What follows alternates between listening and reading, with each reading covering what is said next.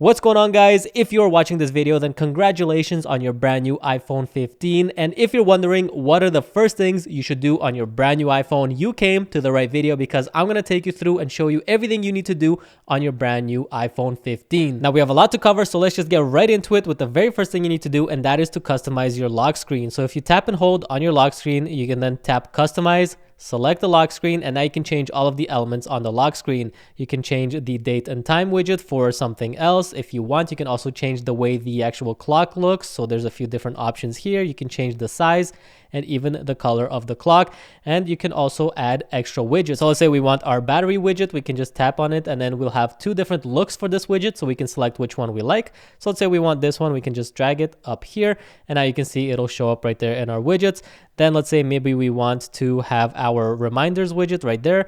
We can tap and hold on it and then drag it up here, and now we will always see our reminders on our lock screen. But once you're done, simply hit done and you have your new lock screen. Now you can also add another lock screen. So if we swipe over, we can hit this plus button right here and we can select a new lock screen. And for wallpapers, we have a choice between photos in our gallery. We can photo shuffle, we can create emoji wallpaper, we can do weather, choose astronomy, or just go through any of these featured iPhone wallpapers. So let's say we want to create a new wallpaper. We'll just choose astronomy, and then we have a few different options here. So you can cycle through these, select which one you want the most. But let's say we like this one right here. We're going to hit add, and then we're going to do set as wallpaper pair, and there you go. Now you have a choice between two different wallpapers depending on what you want to use. And what's really cool about this is you can actually link a focus mode to any wallpaper. So if we tap onto here, you can see we have all of these different focus modes right here. So let's say that we want to link this wallpaper to our fitness focus mode. So now every time we select this wallpaper, our phone will go into our fitness focus mode. And if you want to customize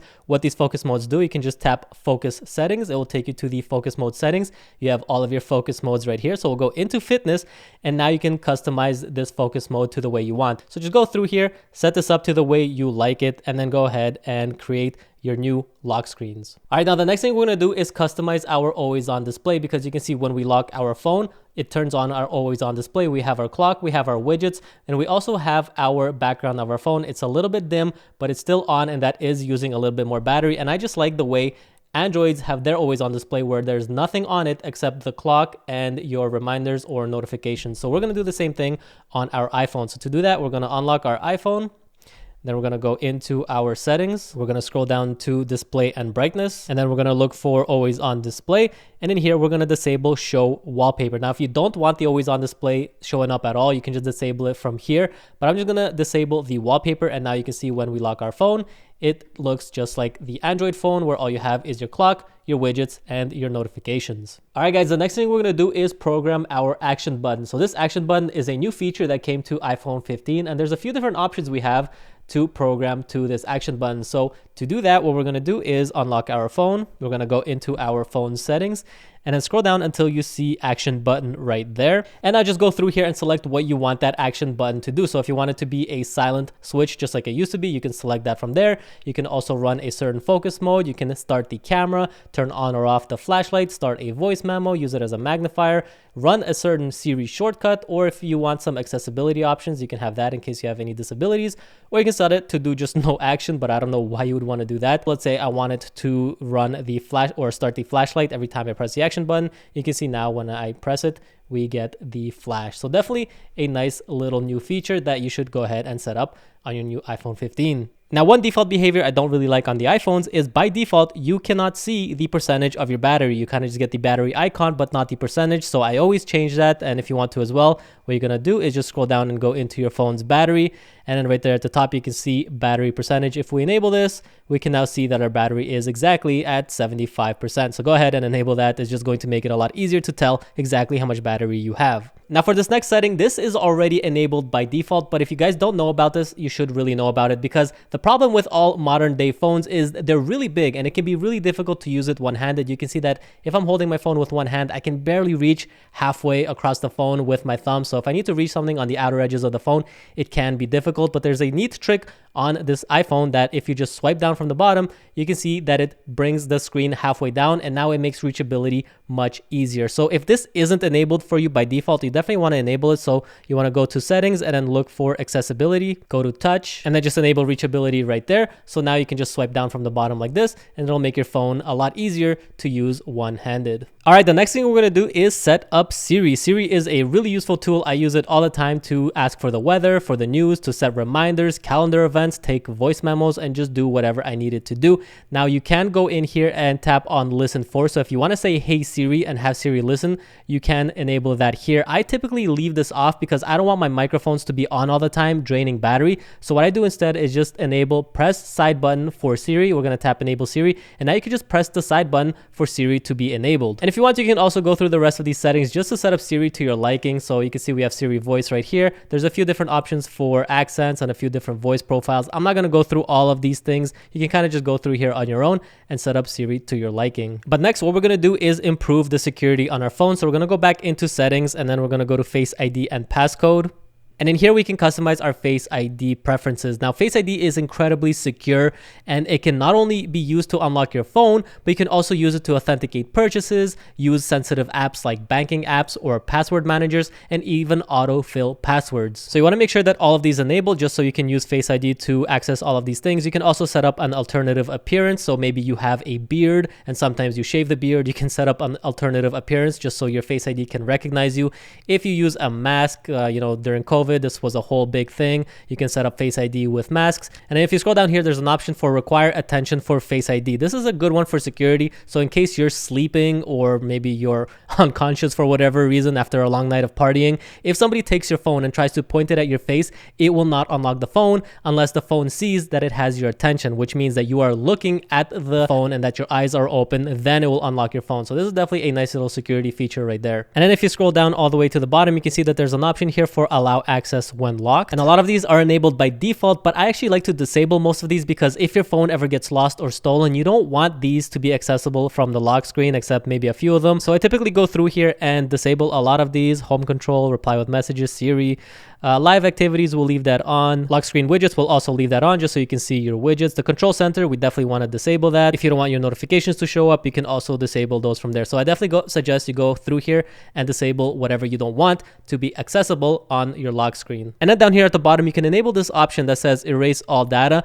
And what it will do is delete all of the data on your phone after 10 failed passcode attempts. So if somebody gets a hold of your iPhone and they try to brute force their way in by trying a whole different bunch of passwords, it will delete all of the data on your phone if they fail 10 times. So this is just a nice little security feature you can enable as well. All right, now the next thing we're going to do is customize our notifications. You should really go through this because not only can it distract you, but it can also drain your battery. So the very first option we have up here is how you want to display your notifications. So you can have a count, you can have a stack of notifications on your lock screen, or you can display it as a list. I'm going to leave it as stacked because I just like how that looks. And next, what we're going to do is go down to notification style. Now I just set my phone up, so I don't have a lot of apps in here, but if you have already set up your phone, you're going to see all of your applications right here. So you'll see your Twitter, Instagram, TikTok, Facebook, whatever you have, all of your apps will be in here.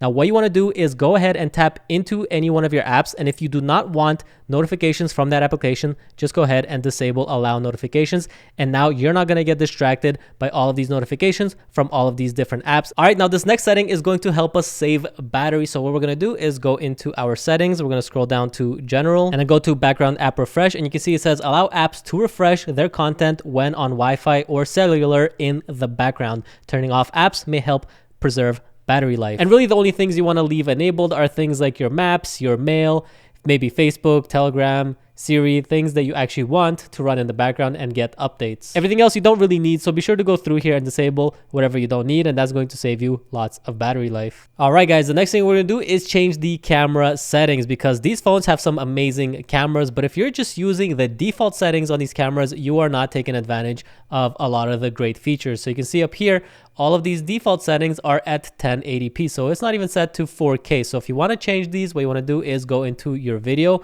and you can see it's set to 1080p 30 FPS, but we can go all the way up to 4K 60. So if you want to be recording in 4K, you want to go ahead and select that here. Then down here, you want to make sure that you have enhanced stabilization enabled and also HDR video if you want that high dynamic range video for the best quality. Then we're going to go back into camera and we're going to go to formats. Make sure you have high efficiency enabled, and in the photo mode, make sure you have 24 megapixels enabled unless you specifically want 12 megapixels. And then down here under video capture, enable ProRes if you want that high quality ProRes video quality. Remember, this is going to take a lot of storage on your phone because they're pretty much used for like professional grade film and commercials. So if you want that really high quality and you're a serious video editor, you're going to want to enable ProRes. But if you're just a casual user and you just take videos of your kids or your dog, you probably don't need ProRes. So I'll go ahead and disable this and just save yourself some storage. And then we're going to go back into our camera, and then right here under composition, I suggest you enable grid and level because this is going to help you better compose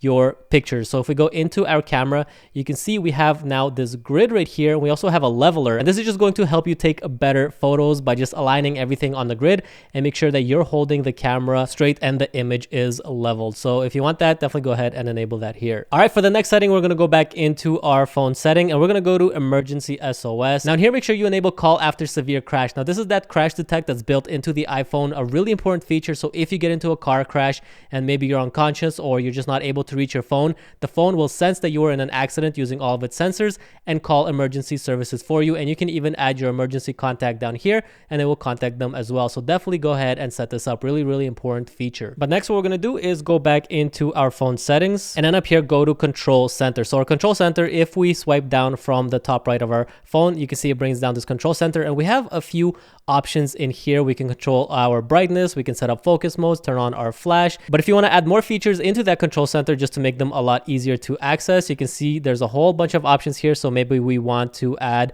a screen recording up there. We can just hit the plus icon. Maybe we want our quick notes, and maybe we want the dark mode toggle as well. So now when we go to our control center, you can see we have those new features right there, and we can access it nice and quick without having to go into the settings. So definitely go ahead and set this up to your liking. Next, we're going to make some improvements to the keyboard. So we're going to go to general, then we're going to go to keyboard, and we're going to go to text replacements. Now in here, you can create shortcuts for text replacements. So you can see I've already got one set to EML, which will shortcut to my email. And then we of course got on my way. So if we want to add some new ones, we're going to hit the plus icon right here. We're going to create a phrase. So we can put something like ADR for our address and then put our full address into the shortcut. And now anytime we type ADR, when we're using our keyboard, we can quickly fill out our whole entire address without actually having to go and write the whole thing. And that's just going to make your life a lot easier. And next, we're going to go back into our settings and we're going to go up to sound and haptics. And we're going to scroll down to keyboard feedback. And then we're going to enable haptic. And now we're going to get that nice little vibration every time we hit a character on our keyboard.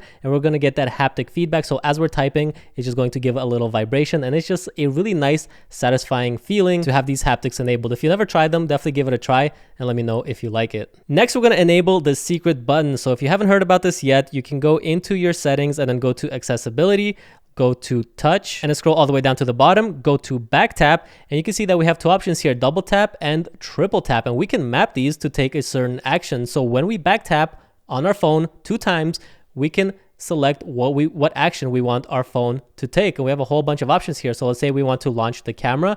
And then let's go back. We're going to go to triple tap now. And let's say when we triple tap, we want our phone to take a screenshot. And now you can see if we pick up our phone and then we double tap on the back, it'll launch our camera. So there we go. Nice and easy. And then if we triple tap, it should take a screenshot. So there you go. Pretty cool. Definitely suggest you guys go ahead and set that up. All right, guys. And the final thing that we need to do now that our phone is completely set up, we got everything running as we like it. The final thing we need to do is, of course, make sure we're taking backup. So we're going to go into our phone settings, tap on our Apple ID. We're going to go to iCloud backup, and make sure that backup this iPhone is enabled. And now it will back up your phone every 24 hours. It will back up everything from your music, your videos, your apps and messages, your wallpaper. Everything is going to get backed up to the cloud. And if you want to take a manual backup, you can even tap backup now, and you can see it'll start backing up everything on your iPhone. Now, by default, you only get 5 gigabytes of iCloud storage. You can see right there, I only have 5 gigabytes, and you're probably going to run out of that pretty quickly. But if you want to get more storage, you can tap manage account storage and then change storage plans, And you can see we have a 50 gigabyte, 200 gigabyte, 2 terabyte, 6 terabyte, and a 12 terabyte option. You probably don't need any of these. Honestly, 50 gigabytes for $1.29 a month. This is Canadian pricing. Should definitely be enough. But there you go, guys. That's everything you need to do on your brand new iPhone 15. I hope you learned something in this video. If there are any more tips and tricks that you want to share or things you think other people might want to know, be sure to leave them in the comments below. But that's going to do it for this video. Hope you guys enjoyed. If you did, be sure to leave a like, subscribe for future videos to come, and I'll see you in the next one. Peace.